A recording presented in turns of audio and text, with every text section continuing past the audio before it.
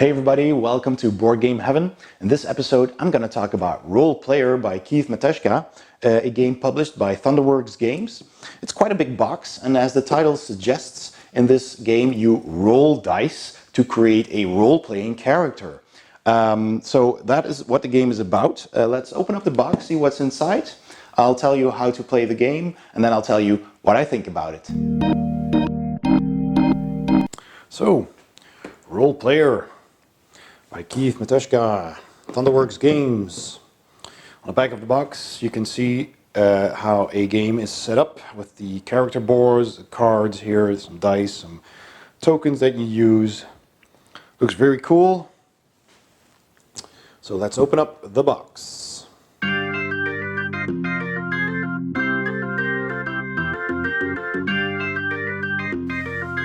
Alright. So first of all, we see the rule book, and it is not a very thick rule book, which is good. It keeps the rules easy to read and explain. So we have the character sheets, the dice bag, excuse me, and we got a setup of the game, initiative cards explained, overview of a round. So, how you gain gold, use your skill cards, and final scoring. There are some notes here. Some game variants, solitaire rules. Alright, and a quick reference chart, which is always handy. So that's the rule book. Then we've got lots of punch boards. So we have punch boards for all of the heroes that you can play, and these gold coins as well. So we have a dwarf here, and the dwarf is double-sided. There is a male and a female version. I think the male version looks a lot like, well, either Dom DeLuise or Rhys Davies. I forgot his first name. John Rhys Davies. Who played Gimli, also a dwarf. So that's pretty funny. And so yeah, male and female version, and you can punch those out. This is where the dice go. Nice and thick cardboard, very sturdy. So that's cool. We have the halfling, also a female version and a male version, with some more coins. Then we have the elf in the female version and the male version. An elf, a human, female human, and a male human. Okay. And here is a dragonkin. Pretty cool as well. Can't really tell which one is the male or the female. One is green and the other one is red. So that's nice. And we have an orc. Orcs are cool. We have the female orc here and the male orc, with more coins. Alright, hey, look at that. Look at all the dice. A big bag of colorful dice right here. Lovely. There's these wooden cubes that you can use to keep track of stuff on your character sheet. There's the big cloth bag that you use to put the dice in, and you draw dice randomly each round, and it's nice and big, nice and sturdy, so that's good. Dice bag. We have some Ziploc bags for all the tokens that you punch, so that's also very welcome, maybe to keep the cards in safely, because there's some cards in here. We've got smaller cards and bigger cards. So let's see what these are. So we have small cards, and those are your alignment. So there are lots of different alignment cards, and because you're making a role-playing character, basically, they have different alignments, and as you know from several role-playing games, you've got lawful versus chaotic and good versus evil. So you can be lawful good, or you can be evil chaotic, or any combination, and these cards will score points for you if you're on a set. Well, this guy, for example, is completely neutral, and this is called the Hermit. So if you end up here with your character, you get 3 victory points.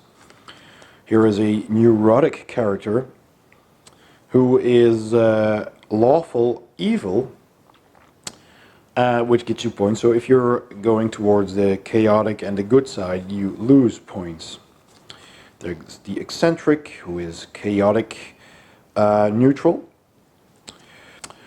So we have an arbiter who is supposedly a lawful neutral, and etc. etc. So we have all of these, and those go on your character over here. So there's a slot for all these cards, so you have an alignment, class, and backstory spot to put those cards, and then your orc is a sociopath, or you want him to be, because that will score you the most points. So that's kind of how that works, and you can shuffle those and deal them out randomly once you start playing. Alright, so we have these cards here. Let me see.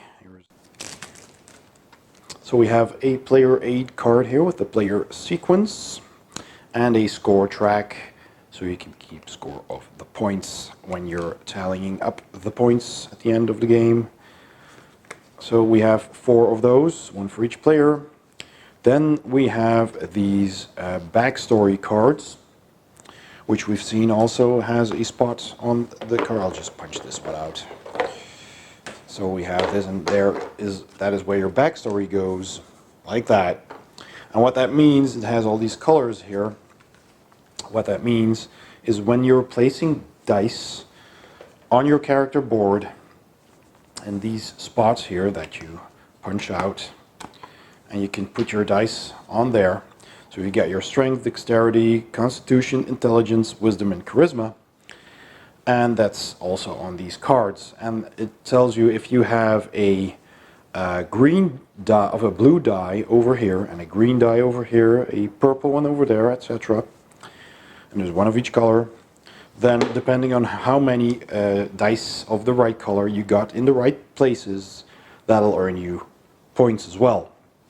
And this one is an aristocrat who's very strong, moderately dexterity, doesn't have very good constitution, etc. So they kind of made a story for each of those combinations. So we have a brawler, we have a chosen one, we have a craftsman, an exonerated person, a hunter, a mentor, and it goes on. So you have lots of those as well. Okay, then we have some other cards here, so let me just take those apart first.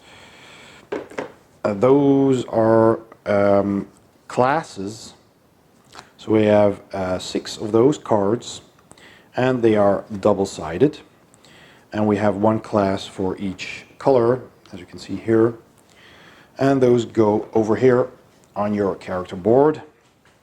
So we've got a warrior type. You can be either a barbarian or a warrior. The green die can be a druid or a ranger. The purple color means that you're a monk or a bard. A paladin is the white color, can also be a cleric. The thief is black and can also be a rogue. And the blue one is a wizard or a sorcerer. So that's also very thematic. So you can pick your class and then choose what you want to be and try to score points accordingly, because this will tell you on which attribute you need to score most points. So this basically you count up the values of all the dice you put in there, and that will tell you how many stars, how many points you score. So that's all pretty straightforward, really. And we have these initiative cards. So that is basically, you put these on the table and then you put dice on the, you draw 5 dice, you roll them, and then you put them on these cards from the lowest value to the highest value on the 5. And if there's an equal value, you just choose the sequence in which you want to play those. And then people will start selecting dice to put on their boards. And if you chose the die that was on this spot, then your initiative will be 4. And if a person picks the die on spot 1, he will get to go first in buying something from the market after the dice have been selected. Well, I'll explain all that later. So those are the cards. Then we have another deck of cards over here with skills. Because during the game you can buy cards, like I said, and these cards have a cost over here. So the big number on the top right is what they cost. So the gold you need to spend on them. And all of these cards, they also have the market here on them, so they are all cards that you can buy. And they give you a trait in this case, or a skill, or maybe just a piece of armor. And you can also have, let's see, more skills here. There's, let me see, traits, we saw those. Weapons, so you can have weapons as well as armor. So there's weapons in here too. Yeah, and that's it. So every time the new round is played and the initiative cards are laid out, you put weapon cards out as well. And then the person with the lowest initiative, basically with 1, will get to be first to choose a card, and it pays the money if he can, and then adds that to his character. So we have all kinds of stuff. You can be famous, you can be envious, and they all tell you how you can score points or how you can manipulate your board or whatever. So there's a bit of reading here, and I did find that sometimes I was prone to a bit of analysis paralysis because I was reading all the cards on the table, deciding what would suit me best. But once you've played the game and you've seen some of these cards, then it does get easier. And the artwork on these cards is phenomenal. I really like the artwork. This is a very nicely illustrated game indeed. So that's everything that's in the box. Let's go to the setup. So the setup of the game is as follows. First, of course, you decide with how many players you're playing, and depending on the number of players, you put out those initiative cards. So it says so on the card. This is a 2+ game, and it's the same on both sides, this one. Here as well, a 2+ game, because 2 is the minimum. Then on a 3-player game, or on a 2-player game, you put this card out, and that's the last card. But if it's a 3+ game, you put this side on, which has a gold token on as well, just like the 2 has. Then again, on a 3-player game, the 4th initiative card is the last one, does not get a gold token, but in a 5-player game, it does. And finally, in a 4-player game, you have the 5th initiative card, which is again the same. So depending on the number of players, so let's say we're playing a 3-player game, then this one goes away, and this one is the last one. So let's just say that's the case. Then each players, they just roll a die to determine who's the start player, and the player with the highest score starts. Then you all pick your character.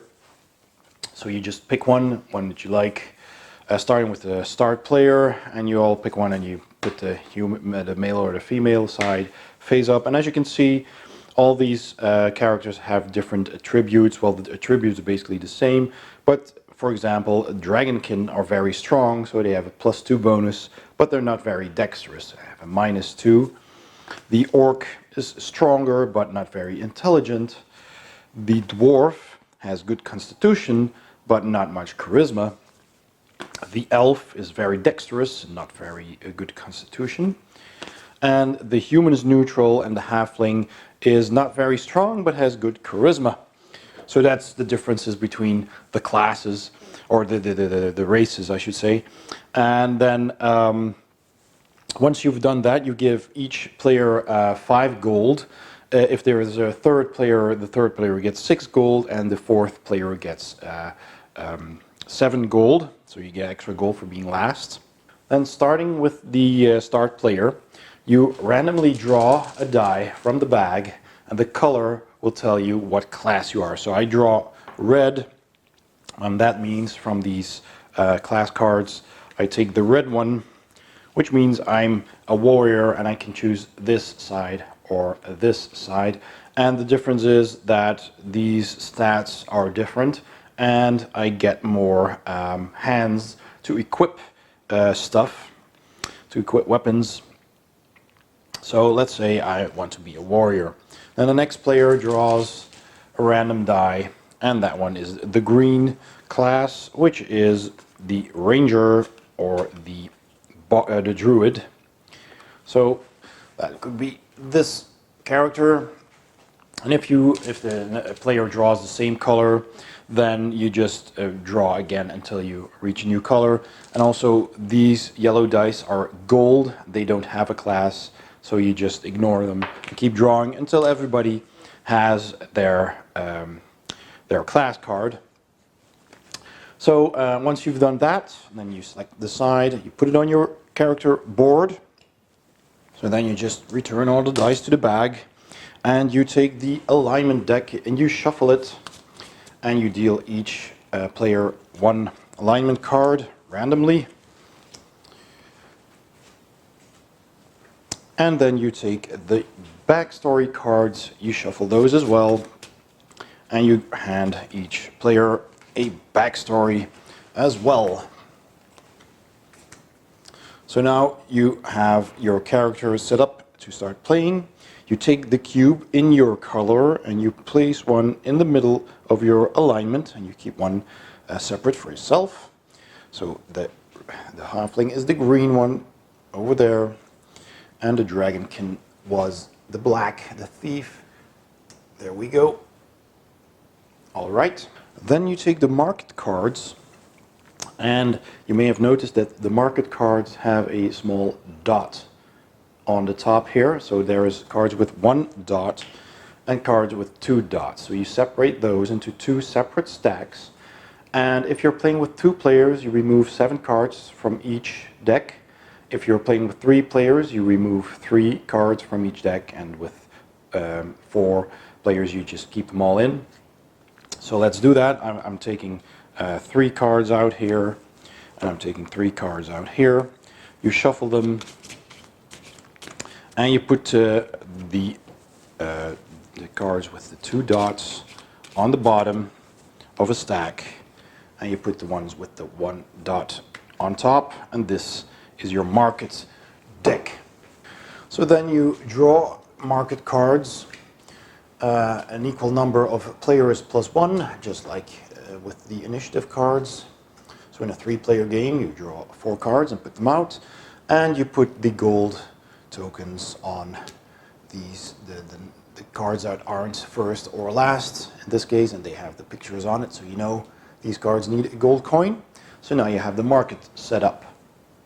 Starting with the first player, each player draws dice from the bag equal to the number of players plus 4. So in the 3-player game, you get 7 dice.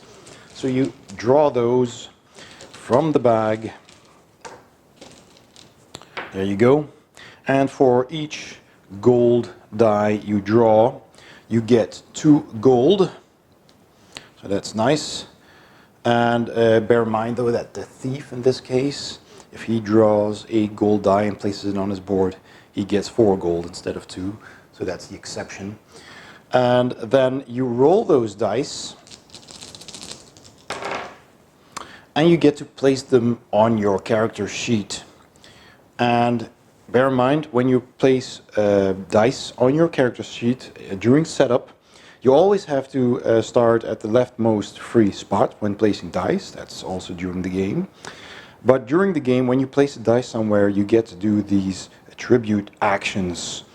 That doesn't go when you're placing dice during setup. So you choose which points you want to have where. So in this case, I want to have my strength at 18, which means 3 times 6. I don't have a bonus here, so I really need 3 dice valued 6. So I'm going to place this white die over here. And then you do that for all your dice, and you just decide where you want to put them. And this is positive too, because the white die over here is in the right spot. And there's no other ones in the first, so I could place them anywhere, but I could also put the die already here. I could even take this die and place it here, and hopefully when I'm placing another die here later, then I get to use that attribute action during the game, and I can flip over a die, but I'll explain all of these later. So I could turn a 1 into a 6, but you know, that's something you need to take into consideration. Whenever you place a die in the final spot with the gold border, you also gain 1 gold. So after all players have set up their board with their starting dice, then the starting player will start by drawing dice. It's also here on the sequence card in the player aid. So you draw dice and you roll them. So the number of dice is equal to the number of initiative cards we have, so that's 4. Number of players plus 1. So you take 4 dice and you roll them, and then you place them on the initiative cards, starting with the lowest at the 1, so that's the 2 here. Then we have a 4 over here, and then we have 2 5s. Were they a different color, I would have gotten to choose where I put them, but they just happen to be the same color. So I'm just putting them over there. Now then the first player starts with the next phase, which is in turn order, each player chooses an initiative card. And that means you pick the die as well. And you place that die in the leftmost space in an attribute row. You gain any gold and you take an associated attribute action, if you know, which is optional, which is these. So I'm starting, and let's say I would like to have a 5, and I could pick this one, which would also get me the gold. So let's say I'm gonna do that. I'm gonna pick this, take the extra gold, and place my 5 somewhere where I need high points. So for example in strength, could place it here. So that's good. And then the next player's turn also draws the 4, no, sorry, also picks one of these cards. And then let's say that player wants to be the first to pick a card from the market because he's got lots of gold. And that means he's going to take the first initiative die, and he's going to place it somewhere. Let's say he places it over here. Now, once you do that, so every time you do that, you place a die in one of the attribute slots, you get to do the corresponding attribute special power, which is explained in the rulebook. So we have 6 different ones, and over here it says the top one, the strength one, lets you flip a die to the opposite side, so it turns 1 into a 6, a 2 into a 5, and a 3 into a 4, etc. Then there's dexterity, which has this one, which means you can swap the place of 2 dice. So with the value still the same. In the Constitution row, you can, if you place a die in that row, you can move a die's value up or down. In the Intelligence track, you can re-roll a die on your character sheet. And then you can either choose to put the new value back or keep the old one. The Wisdom one lets you change your alignment by 1 step, so that's this. So for example, if I wanted to go over here or over here to be closer to my points, I could do that. And that is a very handy one, which I'll explain later in more depth. Or the charisma one gets you a charisma token, which is this. And basically it's a free coin, but you have to spend it in that turn. So you can buy a card for 1 less gold. So that's what those do. So every time you place a die in one of these, you get to do that. Actually, it's not obligatory. You can choose to do that. So then the second player places a die there, and he could flip one over. So he could say, well, I need a lot of points in my intelligence because that's going to score me 3 victory points when it's at 17. So he takes the 1, flips it over to a 6, and puts it back. And then the third player's turn also picks one of these. So maybe he wants some extra, high values as well. Maybe he wants the extra gold. Let's see, and there is a purple die over there. So maybe he wants this one and places it over here. Gets the extra gold, and now he gets to flip over another die because of the strength attribute. And then that means this one in Constitution needs a lot of points, needs 18, that's 3 6s. So he takes this one and flips it over. So once everybody's done that, then it's time for the market phase. And don't forget, whenever you place a gold die on your character sheet, you get to take 2 extra gold as well. So I forgot to do that with this one, so I got a lot of gold here. But now, and what is also a smart thing to do is whenever you pick a die, I picked that one. Put your token there, the one that you have extra, so you know which player is the first in line with the initiative. So in this case, the black player, the thief, is the first to be able to buy something from the market. So let's say that player wants to buy a sleight of hand, then he takes 3 coins from his stash, because this card costs 3, pays it to the bank, and if you have any charisma tokens, that's the time to use them. And he takes that card and he puts it in his skill side of the card, because you can see here is where you place your armor, your weapons, your traits, and your skills. There is also no limit to the amount of cards that you can have on your character except for weapons. You can only have 2 hands worth of weapons, and there are weapons that have, let's see if I can find some, that have the, let's see, a weapon here. See, this one has 2 hands, so this is a dual-handed weapon and will take up your entire weapon slot, and other cards will have 1 hand on them, and that means you could have 2 weapons, or a weapon and a shield, for example. So that's what those do. So you can only have 2 of those, but the other cards you can have as many of as you want. And should you want to buy a new weapon, you can at any time discard one of your weapons, put it on the market discard pile, and just acquire a new weapon instead. So that's what happens then. The first player has bought a skill card and could potentially use it if they want to right away. And what this skill card says, this is move your alignment. This arrow always means your alignment moves, in this case to the right. And it says move 1 die on your character sheet to any empty space, which is nice, so you can shuffle around his dice and slide dice to the left to fill any open spaces. So if you pick a die from the left side, and the other one would slide to the left. So that's what that does. And there are also, I happen to have skill cards here, but if there is a trade card and you buy that, you instantly do that, so you get victory points in this case for each column on your character sheet with 4 more dice of the same color. There's more skills. So there's all kinds of stuff that you can do. Here's another trait, more trait cards. Well, anyway, once all the players, so the second player is this one, he or she gets to buy a card. So let's say she buys this card, pays the 2 gold for it, and she could use it if she wanted to.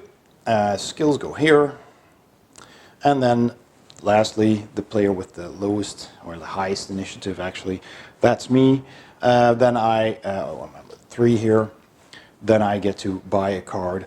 Or you could also, if there is no card that you really need or want, you could also choose to pick a card and discard it and gain 2 gold. So that's also a way to get more gold. So after that, any cards left are discarded, any dice that are left are put back into the bag, and then a new round starts. But first you check the cleanup phase, so that's the 4th phase here.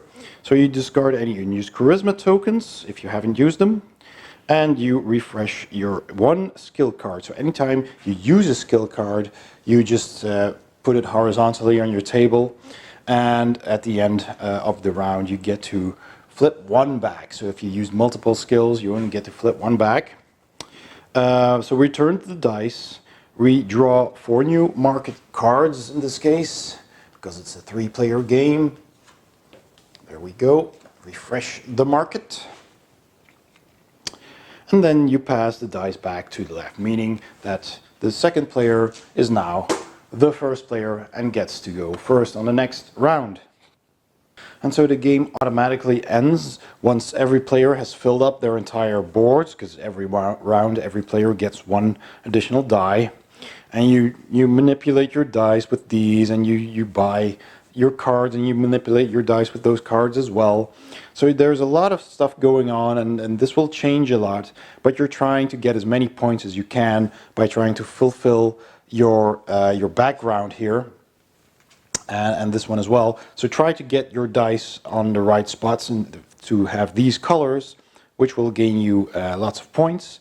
And this one as well. So in my case, I would concentrate on strength and constitution, and maybe some dexterity as well. And put the bad dice in the ones that only get me 1 victory point. And of course, I'm trying to get my alignment on my 3 points over here. So lawful evil in this case. And well, then at the end you just flip this over and you take your marker and you start counting up all the stars that you earned, and you check how much points you gained, and then of course the player with the most points wins. The rulebook is very to the point and accurate, so it's quite easy to look something up and to read something in case you missed something. There is also a variance here, like I said. There's a solitaire rule set, and here is a quick reference again if you need to look something up. And that's basically everything there is to know about the rules of Role Player. So my thoughts on Role Player. Well, firstly, I love games that have a fantasy theme, that have dice, that have fantastic artwork. So all of that is absolutely perfect in this game. I mean, the dice are colorful, they're big and chunky, and I like that a lot. I love the artwork on all of these cards and all of these sheets. The rules are very clear, very easy to learn. I'll have to say there is at first, at least for me, a bit of analysis paralysis when you're deciding where to put your dice and which cards to buy. But my advice is to not overthink it. Just play as you go, and there will be a lot of times when you can manipulate your dice anyway. So there's a lot going on in this game. It appears very simple, and it's easy to teach, but it's quite challenging, and there's a lot of things you take into account when placing your dice. So I think it's a lot of fun. It's not too mean to each other. Basically, the meanest thing you can do is to discard a card to gain 2 gold that you know another player might really want or need. So that's really all there is to it. So it's not too mean, and yeah, it's got very little downtime, unless, like I said, somebody's prone to analysis paralysis. But if everybody's just doing their thing, then it moves along quite nicely. As I said, the theme is fantastic in this game. You really feel like you're building your role-playing character, and that all is very good in my book. I really like this game. There is also an expansion for Role Player called Monsters and Minions, which adds extra gameplay to the game, and you can, instead of buying a card, you can battle monsters. And at the end of the game, when everybody's character is finished, you try to beat a boss monster for as many points as you can. So that's cool as well. I also recommend checking that. And all in all, I'm giving this game a big 2 thumbs up. And so that was Role Player by Keith Matejka, published by Thunderworks Games. Thanks for watching. I hope you enjoyed the video. Please subscribe and see you next time on Board Game Heaven.